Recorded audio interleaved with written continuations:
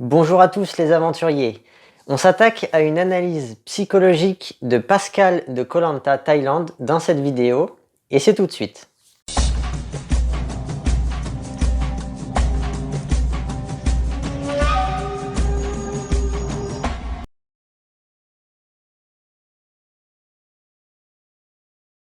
Pascal est, je pense, un énéatype 3. Alors comme ça permettra d'avoir sur la chaîne une analyse d'un 3 mu, puisque j'avais fait Phil l'année dernière alors que ce dernier était un 4. Donc on part sur Pascal et on commence tout de suite par rappeler que le 3 est un émotionnel. Pascal vit ses émotions assez fortement, comme au téléphone avec ses proches où il est envahi par l'émotion. Bon, il y aurait plein d'autres exemples, comme après avoir trouvé les poignards dans les épreuves d'orientation. Il se lie avec les autres aussi, l'émotionnel est également tourné vers l'extérieur. En plus, il est quand même bien tactile, Pascal, il est émotionnellement proche des autres. Bref, c'est insensible, comme le dit bien Lolo dans la saison 15. Et lui-même d'ailleurs se décrit assez bien. Je sens les choses, je sens l'humain, je sais vers qui aller, vers qui ne pas aller, et puis je rends de l'affect. Ensuite, l'orientation du 3, c'est la réalisation et la réussite. Dans son portrait de la saison 15, il dit « Mon moteur, c'est les défis, voilà, c'est de toujours faire quelque chose que je ne pense pas capable de pouvoir faire. » Il entreprend des choses, il aime ça. Dans le combat des héros, au dernier épisode, il déclare « Dans ma vie déjà, je suis un meneur, je suis un leader. » Ce qui est souvent le cas des 3 mus qui aiment se montrer et diriger. Bien sûr, il ne suffit pas de réaliser, il faut réussir. Dans le combat des héros, épisode 1, après une victoire écrasante à l'immunité, on a Pascal qui dit « Ça fait des mois que je me prépare, il faut que ça paye, sinon je vois pas l'intérêt. » Alors un autre exemple précis, c'est tout simplement les poteaux du combat des héros. Il gagne l'épreuve en 2h53 et au lieu de tomber, il reste jusqu'à 3 heures d'épreuve. Petit challenge supplémentaire, pas très difficile, c'est 7 minutes de plus pour réaliser 3 heures d'épreuve en plus de la victoire. La compulsion, c'est l'évitement des échecs, qui est avant tout un échec identitaire. Dans le combat des héros, vers la fin, on a l'élimination de Cassandre, qui était proche de Pascal. Il n'était pas dans le coup, pour une fois, c'est Javier qui avait dirigé l'opération. Ça l'a surpris et affecté, évidemment, émotionnel oblige. Mais en début d'épisode suivant, il dit « Je m'en doutais, je suis pas né hier. Vous croyez que je vais aller au conseil comme ça, la fleur au fusil, sans avoir réfléchi sur plein de choses ?» Du genre non, non, mais j'ai pas été surpris en fait, moi je vois les choses venir. Il tente de rétablir son image de gagnant, donc pour ça ici, il veut souligner qu'il n'est pas naïf. On voit déjà qu'il est dans le mensonge ici, mensonge avant tout à soi-même et à Javier du coup. Après, comme le 3 s'identifie à ses réalisations, éviter les échecs, c'est aussi concret. Au début de la saison 15, avec les jaunes, il perd tout le temps. Et à l'épisode 3, donc après 6 défaites en 6 épreuves, Pascal en a marre du jeu. Il veut que ses compagnons votent contre lui. Il préfère rentrer, revoir sa famille, que rester dans le jeu avec une équipe de losers qui perd tout le temps. D'ailleurs, dans cet épisode, on a Denis Brognard qui est décidément extrêmement lucide pour le coup. Il dit « Pascal, lui aussi, est atteint. Le promoteur immobilier est très fier. L'échec ne fait pas partie de sa vie. » Alors moi, je suis sûr que si Denis découvrait l'énéagramme, il adorerait ça. Il aime bien cette démarche d'essayer de cerner les gens pour se rendre compte de comment ils fonctionnent. Donc ouais, je pense que ça lui plairait. Alors pour en revenir aux 3, comme ils tirent leur identité de leur succès, ils ont une sainte horreur de la défaite, au point de le ressentir physiquement, souvent. En général, quand un 3 perd, il se sent pas bien du tout derrière. Et pendant l'orientation de la saison 15, Pascal dit une phrase intéressante en parlant de Cécilia, qui était dans la même zone que lui. « Si elle le trouve avant moi, je meurs. » Ouais, c'est viscéral chez un 3. Quand il s'est fixé un objectif, il faut qu'il le réussisse. Bon, sinon, tout simplement, à chaque fois qu'il gagne, on voit que Pascal est aux anges. Souvenez-vous de ses réactions quand il gagne les poteaux en Thaïlande ou dans le combat des héros, pareil. Quand il gagne le confort avec sa femme, voilà, il est toujours très expressif, il adore gagner, ça se voit. La passion du 3, c'est le mensonge. Mensonge à soi-même. Il entreprend pour se construire son identité. Du coup, les 3 aiment bien raisonner par objectif. C'est un mot qu'on retrouve dans la sémantique utilisée par ces derniers, et Pascal l'utilise à plusieurs reprises, comme dans l'épisode 3, mon objectif aujourd'hui, il est de faire sauter You, ou épisode 8, l'objectif c'est d'avoir 2 colliers. Après, à l'épisode 11 de la saison 15, il va parler à Gabriel pour former une nouvelle alliance, et il dit « Je veux arriver dans le groupe de 4. Pour moi, ma victoire, le jour où je suis dans la forêt, j'ai gagné koh Lanta. » Alors j'adore cette phrase, c'est quelque chose qu'on retrouve souvent dans la bouche d'un 3, et ça les résume très bien, parce qu'il y a un peu de tout dans cette phrase. Le 3, il veut des résultats, une réussite pour pouvoir s'identifier à ça, et autant le résultat, on ne peut pas trop le travestir, il est ce qu'il est, autant il y a d'autres leviers qu'on peut modifier pour à tout prix éviter l'échec. C'est l'objectif défini et la perception du résultat. L'objectif, c'est nous qui nous le fixons, nous-mêmes. Et pour être certain de réussir, le 3 va aimer limiter la prise de risque. C'est mieux de se fixer des objectifs réalisables, pas si difficiles que ça. Ici, en l'occurrence, il dit cette citation en F6, donc il est à 2 conseils de la finale. Et atteindre l'orientation pour estimer avoir gagné, ça rend la partie stratégique du jeu tout d'un coup beaucoup plus facile. Il n'y a plus de paradoxe, on s'en fout. On peut lâcher les chevaux, on peut être stratège autant qu'on veut. Derrière, qu'on finisse premier, deuxième, troisième ou quatrième, c'est pareil, de toute façon, on a gagné. Et la perception, ensuite, effectivement, un 3 se voit comme un gagnant. Donc même si le résultat ne colle pas avec des critères standards de réussite, le 3, c'est pas le genre à se dire qu'il a échoué. Au contraire, il a une vision positive de ce qu'il a fait et il estimera toujours un peu avoir réussi. Alors je me suis amusé à regarder des déclarations de 3 juste après leur élimination, comme Tony dans la saison 3 qui dit « Je suis content d'avoir fait ce trajet, ce parcours. J'ai démontré qu'à 58 ans, j'ai pu éliminer tous ces paquets de jeunes qui étaient pourtant bien taillés physiquement. » Je cite Patrick, saison 7. « J'ai plus d'expérience que vous, je connais les choses, je pense avoir fait tout ce qu'il fallait pour que l'on puisse arriver là. » Et derrière, face caméra, il rajoute « Je pense que si j'étais pas là, ils y seraient pas arrivés. » On a Dylan, saison 17, qui est un 3 alpha. « J'étais quand même le maillon fort, ils me l'ont tous dit. » Fabien, saison 18. « Je suis fier de moi. Moi, j'ai réussi mon koh Lanta. » Et Victor, saison 20. « Je trouve ça dommage que ce que j'ai fait pour l'équipe ne soit pas valorisé. » Bon, dans tous les cas, la perception de soi-même reste positive. Ils sont obligés, sinon ils ne savent pas qui ils sont, donc ils se rattachent toujours à leur succès. C'est ça en fait, le mensonge du 3, c'est le besoin de faire des choses et de les réussir pour trouver son identité. La fixation du 3 maintenant, c'est la vanité. C'est le fait d'être fier de ce qu'on a fait, plus la volonté que notre succès se sache. Il faut que les autres se rendent compte qu'on a réussi. Souvent le 3, il va se la ramener, il va se vanter, ou au minimum, il va aimer parler de lui, de ce qu'il a fait. Donc épisode 7, saison 15, Pascal remporte l'épreuve des élastiques et dit sa célèbre phrase « C'est qui le patron ? C'est qui le patron ?» Avant ça, 2 épisodes plus tôt, un autre exemple, il avait dit « Cette nuit, j'étais content parce que j'avais préparé la grotte contre l'avis de tout le monde. Il y est arrivé Karima et Karine, trempées comme une soupe. J'étais un peu fier, je veux dire. Et alors, on écoute qui maintenant ?» Voilà, sinon, dans la saison 15, il y a la finale. Il gagne l'épreuve d'orientation et il va dire « Putain, je suis fier.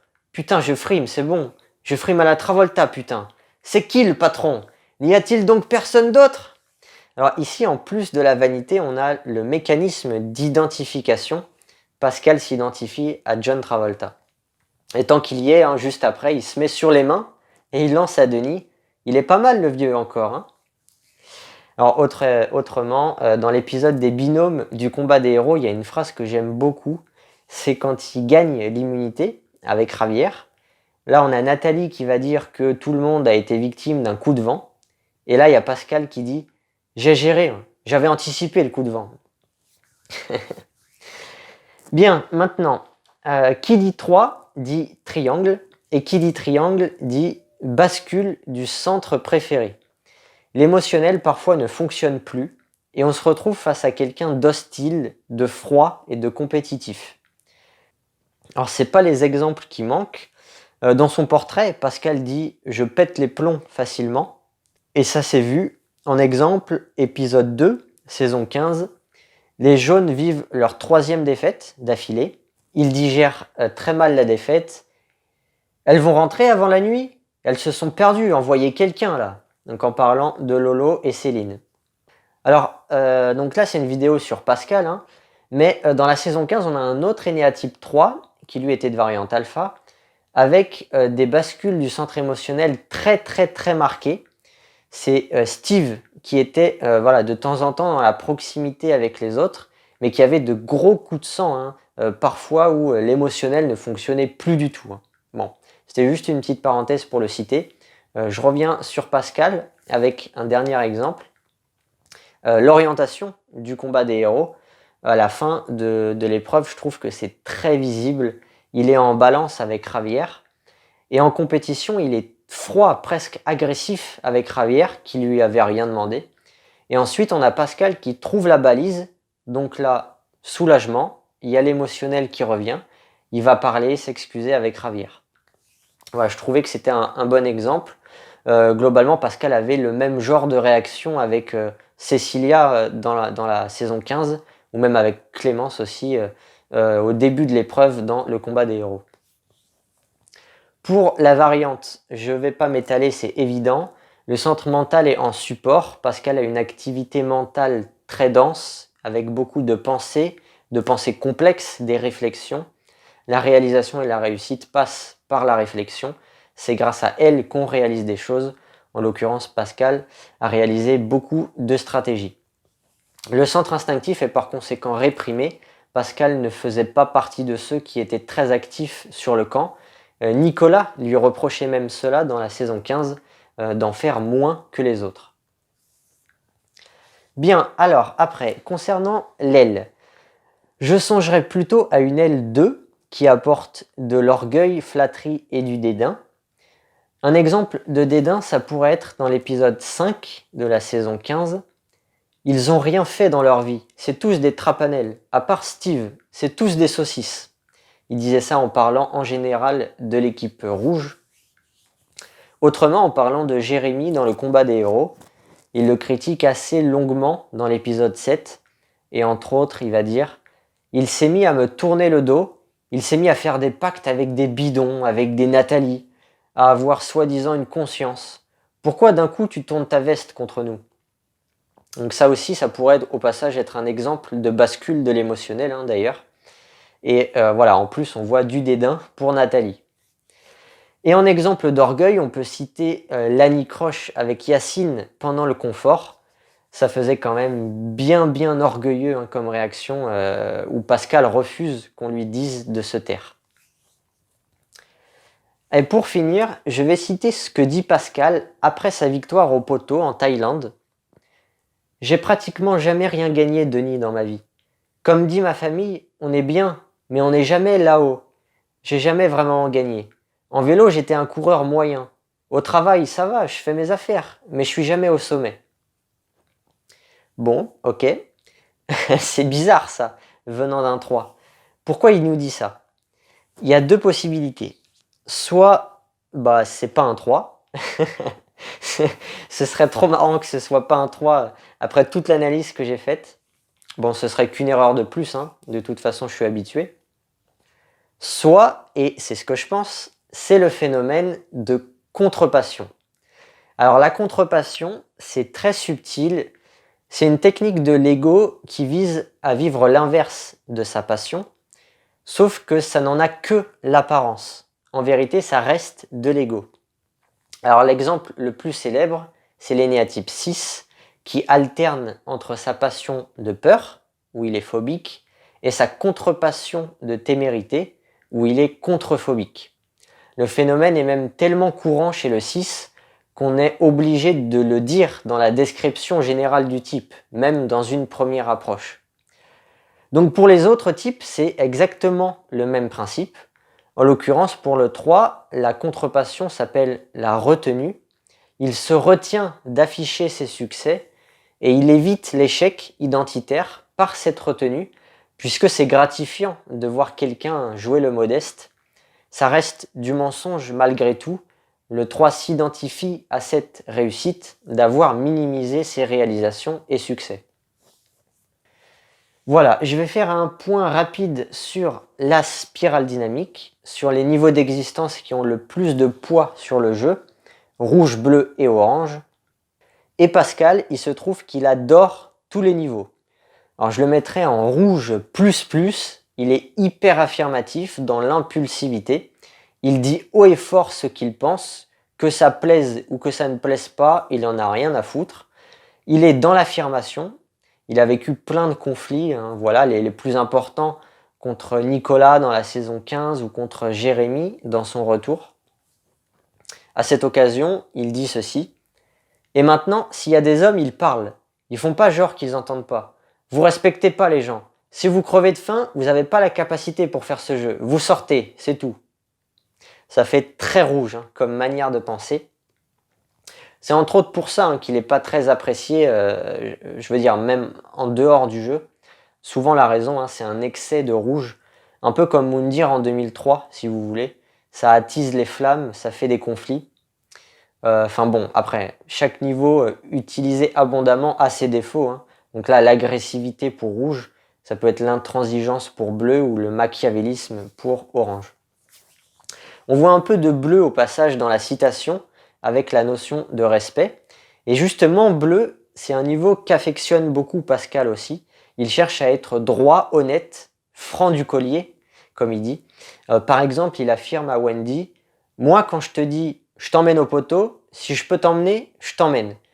Et si je dois choisir quelqu'un, qui que ce soit, c'est toi que je prendrai. T'as ma parole d'homme. » Ou sinon, un autre bel exemple, c'est l'histoire de la fouille de Gabriel. Il dit à ce propos, c'est une méthode de voyou, c'est plus du jeu, on n'est plus dans le jeu. Il y a la règle morale. La règle morale, vous respectez pas, c'est honteux.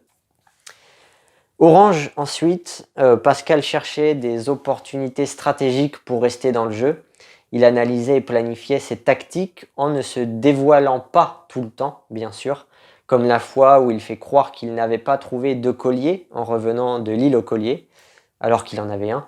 Dans le combat des héros, il se compare à Yacine en disant qu'il aime sortir comme un combattant, tandis que lui, Pascal, préfère zigzaguer pour aller au bout.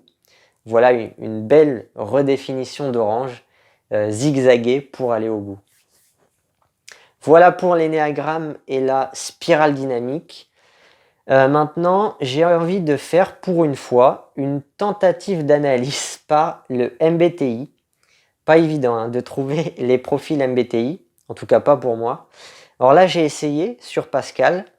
Je me suis pas mal renseigné ces derniers temps sur le MBTI. Et j'ai compris notamment que pour trouver le type de quelqu'un, il ne faut pas faire un typage lettre par lettre, mais plutôt observer les fonctions. Parce qu'en fait, les premières et quatrièmes lettres, toutes seules, elles ne veulent pas dire grand-chose en fait. Hein. Elles sont surtout utiles pour dégager des fonctions. Donc je me suis focalisé surtout sur les 2 lettres du milieu et sur les fonctions. Alors je sais qu'il y en a qui pensent que ça pourrait être un ESTP, mais pour moi non, parce que ça donnerait le SE en dominant, la sensation extravertie, et les SE d'hommes en dominant, ils sont capables de vivre dans le présent.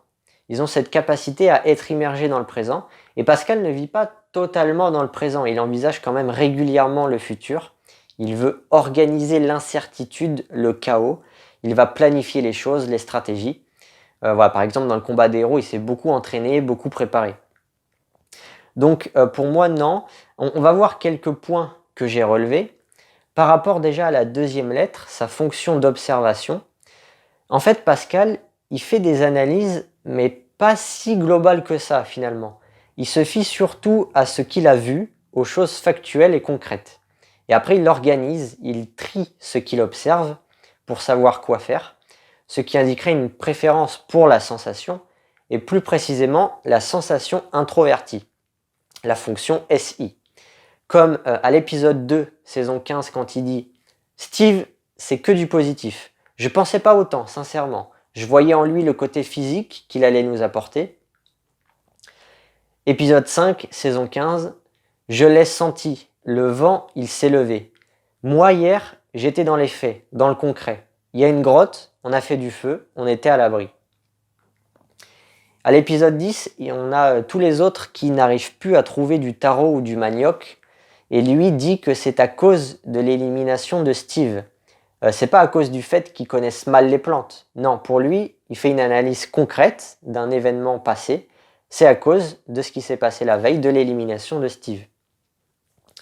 Dans le combat des héros aussi, à l'avant-dernier épisode, il va dire « Moi, je sais que l'orientation, ça demande une énergie considérable. Ça peut aller de 20 minutes le meilleur temps jusqu'à 4 heures, 5 heures. C'est ce soir le plus important. » En parlant de bien manger, pour avoir des forces. Donc il fait référence au passé. Alors il me semble du coup plus dans le concret et dans la subjectivité. Il fonctionne beaucoup par ressenti, comme quand au début de la saison 15, il ressent qu'il n'est pas compatible avec Lolo. Sa prise de décision, elle est guidée par ce qu'il valorise, donc des décisions plus souvent prises avec le cœur qu'avec la raison. Comme quand il dit à Karima, à l'épisode 10, qu'il ne votera pas contre elle. Il y a un respect envers les bons joueurs, on ne doit pas les faire sauter. Aujourd'hui, sur la compétition, elle est au-dessus, on doit respecter ça. Voilà, alors plusieurs petits détails où Pascal utilise notamment la fonction FE, sentiment extraverti. Il est attentif aux émotions des autres.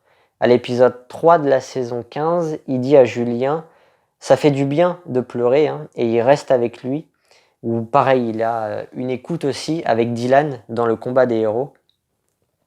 Épisode 3, toujours de la saison 15, il dit « S'il y a un vote, il faut que ce soit contre moi. Je ne vais pas voter contre, par exemple, Lolo ou n'importe qui, et 2 jours après abandonner.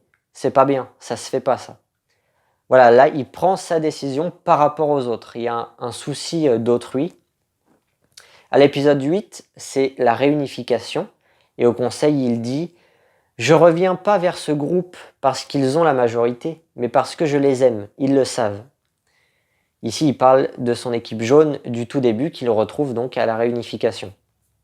Alors plus généralement, si on dézoome un peu, il y a 3 moments phares dans la saison 15 qui montrent la préférence pour le sentiment extraverti. Au début, au lieu d'abandonner, il souhaite éliminer You pour aider ses amis, Wendy et compagnie. Mon objectif aujourd'hui, il est de faire sauter You. Et dans ma tête, je me dis, après eux, ils sont à l'abri. Il y a l'embrouille avec la fouille de Gabriel dans son sac. Alors ici, c'est pas forcément extraverti, mais on voit bien qu'il est vexé de la situation par rapport à ses valeurs, en l'occurrence des valeurs bleues. Et même quand Gabriel se justifie, il donne des raisons. J'ai fouillé dans ton sac pour vérifier qu'il n'y avait pas le collier. C'est une stratégie, c'est un jeu. Pascal, il s'en fout des raisons. La pratique ne lui a pas plu, point barre. Et en plus, il a l'air avant tout dégoûté pour Steve et Laurine, les éliminer du conseil. Et à la fin, il y a le choix de Wendy comme finaliste, son coup de cœur de l'aventure. Et ensuite, il a même tout fait pour qu'elle gagne la saison. Donc à mon avis, après analyse, mon hypothèse préférée serait le ESFJ, profil qui a pour fonction dominante le FE. Je fais une parenthèse théorique ici, parce que le lien avec l'énéagramme m'intéresse profondément. Le MBTI, je pense que ça permet de savoir plus concrètement quelles formes vont prendre la passion et la fixation. Ne serait-ce qu'à l'aide de la fonction dominante, elle apporte déjà énormément d'informations à elle toute seule. Ici, par exemple, pour les ESFJ, leur fonction dominante, c'est le FE, sentiment extraverti. Et donc, énéagrammiquement parlant, l'évitement des échecs, ça passe par le mensonge et la vanité, et ces derniers vont s'appliquer aux manières d'être suivantes: être attentif aux émotions des autres, communiquer son empathie, sa bienveillance, décider en fonction des valeurs d'autrui, et volonté d'aider pour contribuer à l'harmonie. Et donc ici, ça pourrait créer une confusion avec les néatypes 2, parce que ce sont des comportements qui sont naturellement et très souvent utilisés par les deux pour être dans l'amour et l'aide. Donc si jamais, par exemple, vous hésitez entre le 2 et le 3, je l'avais déjà dit, et il faut regarder s'il y a des bascules du centre émotionnel. Si parfois le centre émotionnel est réprimé, alors forcément c'est un 3. Également, vous pouvez mettre les compulsions face à face. Par exemple, Pascal n'essaye pas à tout prix d'éviter de reconnaître ses propres besoins. Si ça peut aboutir sur un échec, il ne le fera pas. Il y a un épisode où, pour réussir sa stratégie, il dit clairement à Wendy « J'ai besoin de vous ».